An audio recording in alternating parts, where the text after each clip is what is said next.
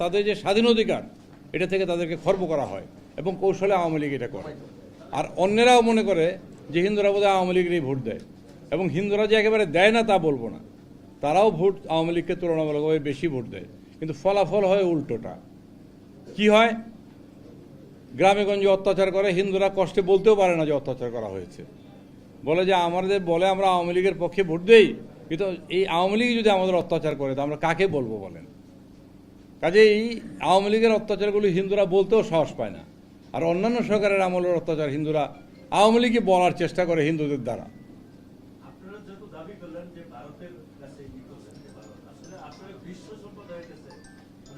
আমরা আপাতত শোনেন, আমরা এই আবেদন বিশ্ব সম্প্রদায়ের কাছে অবশ্যই আমাদের আছে, কিন্তু আমাদের নেইবার তো ভারত, এবং আমাদের ভারতের সাথে একটা সম্পর্ক আছে, কারণ আমাদের দেশের অনেক মুসলমান ভারত থেকে এসছে।